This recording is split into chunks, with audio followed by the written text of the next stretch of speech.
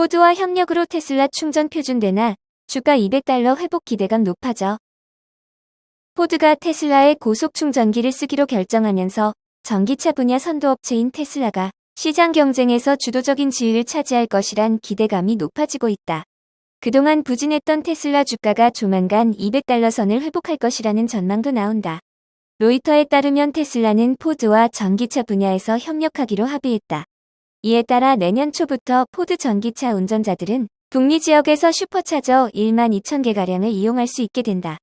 테슬라가 개발한 어댑터를 활용하면 기존의 포드 전기차도 충전 규격을 통합 충전 시스템에서 테슬라의 북미 충전 표준으로 바꿀 수 있다. 포드는 이에 그치지 않고 2025년부터는 자사 전기차의 충전 규격 자체를 테슬라의 NACS로 통합하겠다고 밝혔다. 현재 가장 보편적인 전기차 충전 규격은 CCS지만 테슬라만 유일하게 독자 규격인 넥스를 고집하고 있었다. 이에 테슬라와 경쟁 업체들 사이에 충전 규격을 둘러싼 줄다리기가 치열했다. 그러나 포드가 테슬라의 경쟁 업체 가운데 처음으로 테슬라의 충전 규격을 전적으로 받아들임으로써 테슬라가 전기차 충전 시장에서 우위를 점하게 됐다는 평가가 나오고 있다.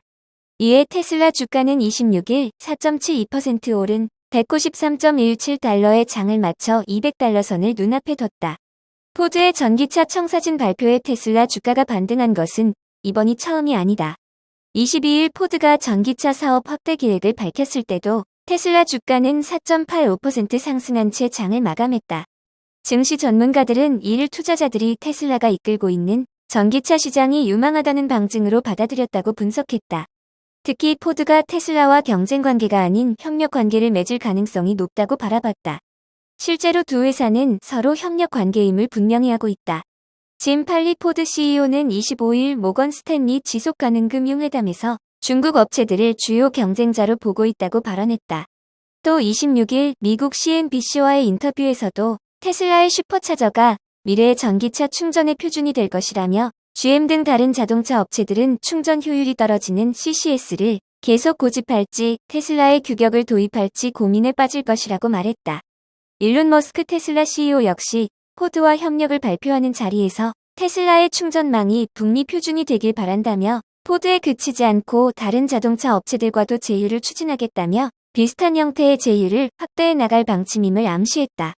시장 조사업체 울프리서치의 로드 라셰 연구원은 이번 합의는 테슬라와 포드에게는 윈윈이라며 테슬라는 이로써 전기차 시장 네트워크를 더욱 넓히게 될 것이라고 말했다. 테슬라는 현재 17,711개의 슈퍼차저를 북미에서 확보하고 있다. 미국 내 고속 충전기 가운데 차지하는 비중이 60%에 이른다. 반면 미국 에너지부에 따르면 CCS 충전기의 개수는 미국 내에서 5,300개에 그치는 것으로 나타났다. 포드와 테슬라의 합의로 다른 전기차 업체들도 테슬라의 충전 규격에 투항할 가능성이 제기된다.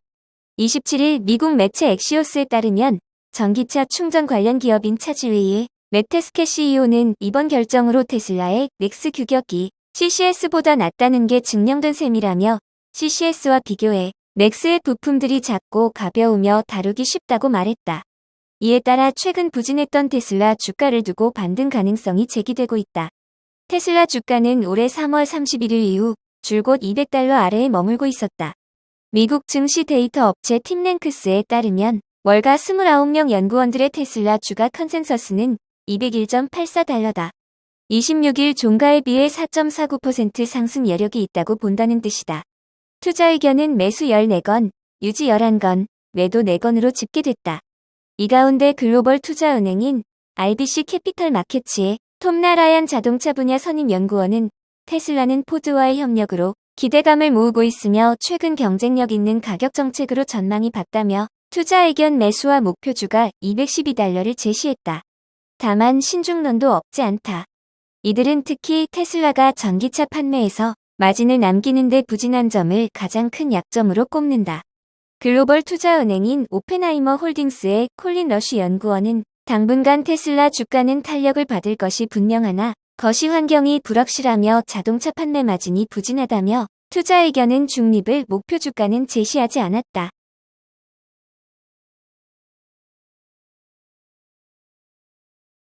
상패이익인 니콜라 20% 폭락에 이어 또다시 4% 급락. 상장 폐지 위기에 몰린 미국의 전기 트럭 스타트업 니콜라가 전일 20% 이상 폭락한 데 이어 4% 이상 급락했다. 26일 뉴욕 증시에서 니콜라는 전거래일보다 4.18% 급락한 58센트를 기록했다.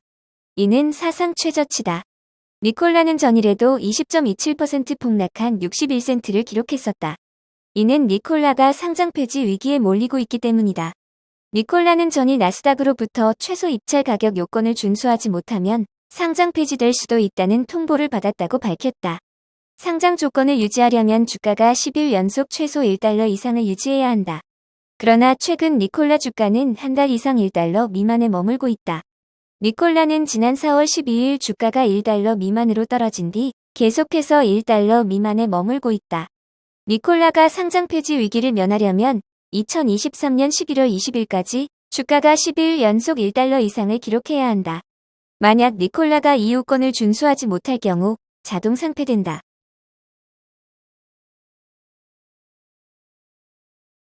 애플 확장현실 기기 출시 임박, 삼성 SK 메모리 사업 반등 속도 높아진다.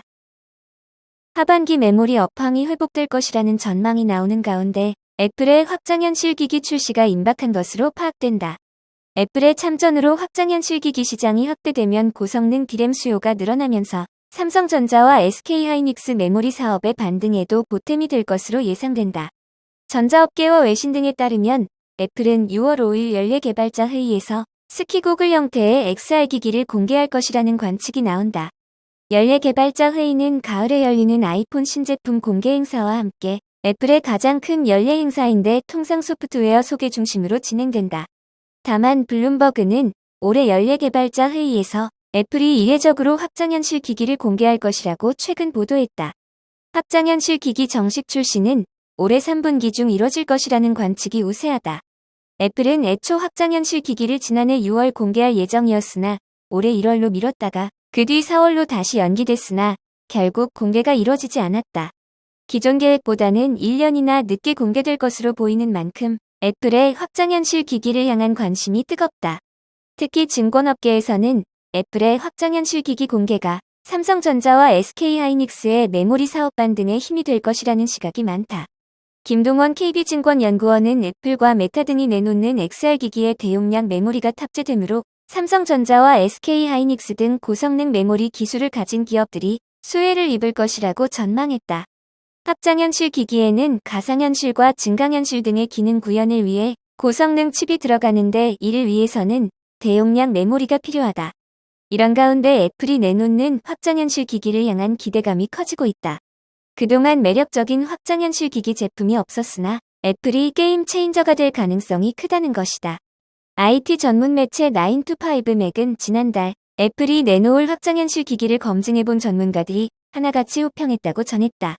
애플 소식에 정통한 거민측 TF증권연구원은 5월 15일 자신의 트위터를 통해 애플의 XR 기기가 소비자 가전 분야에서 가장 중요한 투자 트렌드가 될 수 있다고 바라봤다. 시장 조사기관 EDC도 야후파이낸스를 통해 애플의 시장 진입은 소비자들이 확장현실 기기를 바라보는 시각을 바꿔낼 것이라고 내다봤다. 월스트리트 저널은 애플을 두고 신제품을 시장에 선보이기만 하면 수요가 자연히 따라오는 기업이라고 평가하기도 했다. 애플의 확장현실 기기가 반도체를 비롯한 전자업계에 활력을 불어넣을 것이라는 기대도 나온다. 이규화 NH투자증권연구원은 확장현실 기기 산업의 성장은 반도체를 비롯한 국내 전자 공급망의 활기를 불어넣을 가능성이 높다고 말했다. 다만 일각에서는 확장현실 기기 시장에 성장하는데 좀 더 시간이 필요하다는 신중론도 만만치 않다. 시장 조사기관 트렌드포스는 애플 신제품의 출하량이 기대보다 많지 않을 것이며 확장현실 기기 시장의 급성장은 2025년 이후 가능할 것이라고 전망했다.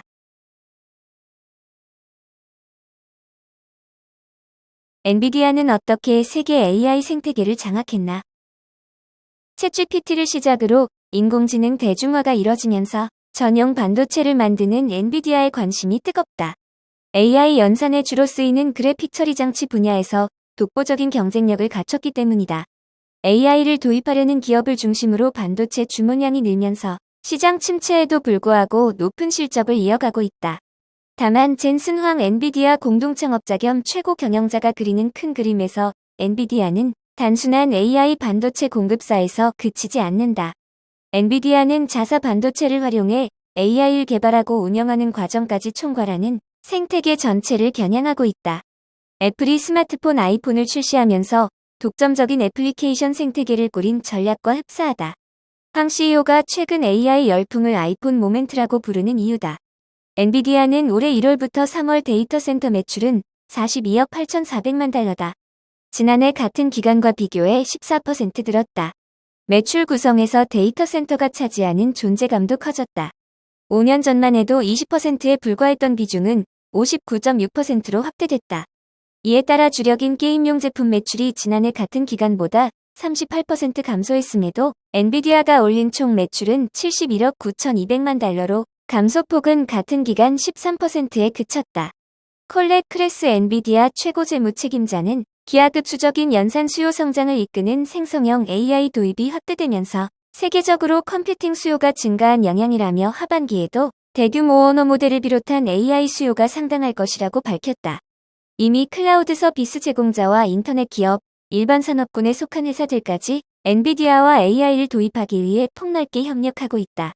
마이크로소프트와 구글, 오라클 등 주요 CSP가 엔비디아 호퍼 아키텍처 기반으로 개발한 H100 GPU를 도입했다. 곧 아마존에서도 운영을 시작할 예정이다.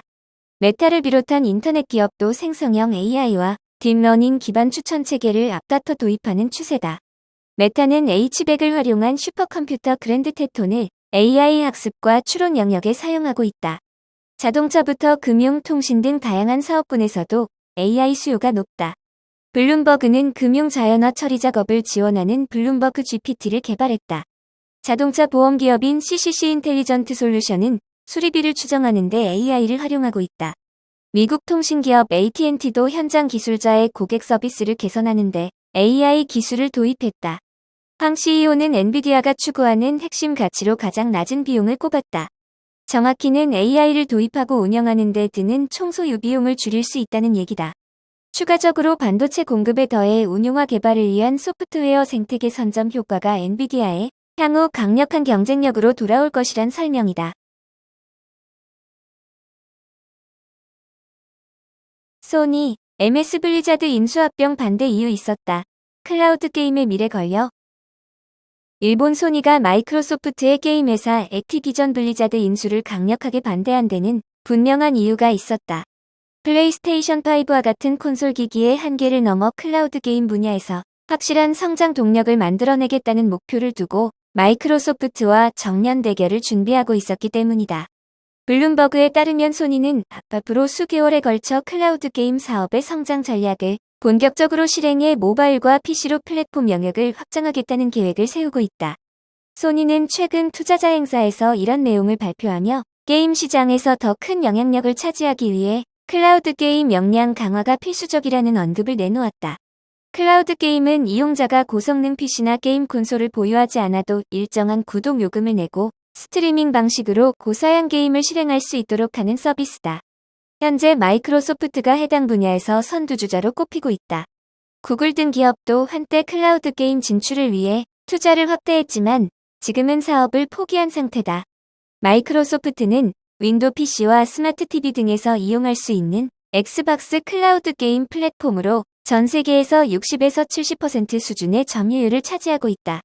반면 소니가 선보인 클라우드 게임 서비스의 시장 점유율은 10에서 20% 수준으로 크게 뒤처진다. 마이크로소프트가 이처럼 막대한 금액을 들여 액티비전 블리자드를 인수하려는 이유는 클라우드 게임 시장에서 독주 체제를 더욱 강화하려는 목적으로 볼 수 있다. 소니는 마이크로소프트의 인수 계획을 반대하며 일본과 미국을 비롯한 전 세계 경쟁 당국 및 정치권을 대상으로 강력한 여론전을 펼쳐왔다.